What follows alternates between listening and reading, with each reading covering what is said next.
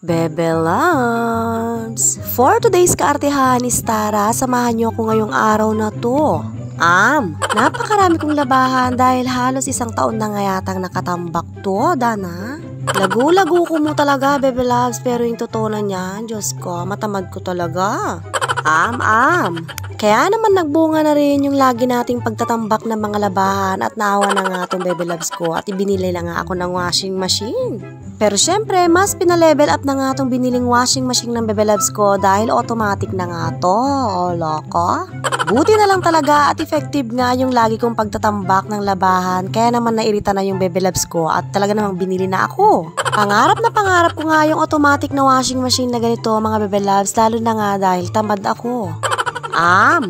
Malaki na nga rin tong kinuha ng Bebe Loves ko dahil saktong-sakto nga to sa mga comforter namin dahil alam nyo naman na napakarami namin comforter. Dahil kami lang talaga yung gumagamit ng mga comforter mga Bebe Loves kahit napakainit at kahit hindi naman naka-aircon, Dana. Sa totoo lang mga Bebe Loves ay lagi-lagi talaga akong natatambakan ng mga labahan dahil wala akong kahilig-hilig maglaba.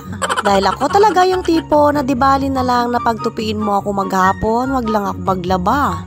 Kaya naman ngayon na meron na nga tayong washing machine na automatic ay talaga naman kahit malilinis na damit ay lalaban ko na.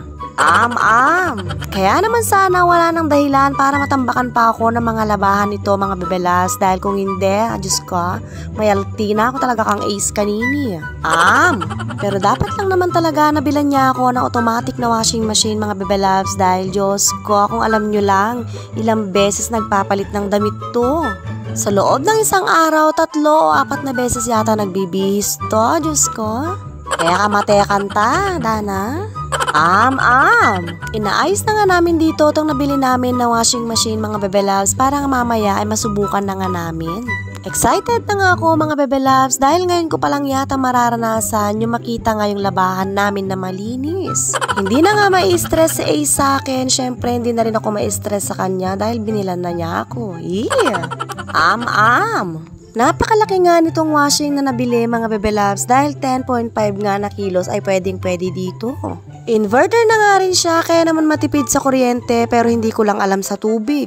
At isa pa sa pinakagusto ko talaga dito mga Bebe Loves ay pwedeng-pwede nga daw to sa mga comforter kaya naman ito na talaga yung kinuha namin. At syempre alam ko rin na tatanungin nyo kung magkano namin nabili to mga Bebe Loves pero wag kayong mag-alala dahil 100 years to pay to. Napakaganda nga nito mga Bebe Loves dahil one touch na nga lang siya at wala ka ng ibang pipindutin at siya na ang bahala. Talaga namang siya na ang bahala mga Bebe Loves dahil lahat nga ng paghihirap ko ay siya na ang gagawa. Napakaganda at napakalaki niya mga Bebe Loves kaya naman pag kinuha ko yung damit sa loob ay kailangan ko pa yata ng upuan. Alam niyo naman na napakatangkad ng Bebe Loves nyo kaya naman pag may mga inaabot ay kailangan pa talagang itaas ang mga paa.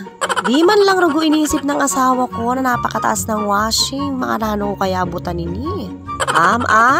Sinubukan ko na nga rin siyang pindot-pindutin dito mga Bebe Loves dahil ang totoo niyan ay wala pa talaga akong alam. Ay Diyos ko, alam niyo kung ano yung mahirap dito, yung kabago-bago, Diyos ko masisira lang dahil mulala ako. Dahil nano na nga ding pemindot ko Kenny mga Bebe Loves kaya ini, Diyos ko, magtot-tot-tot ni.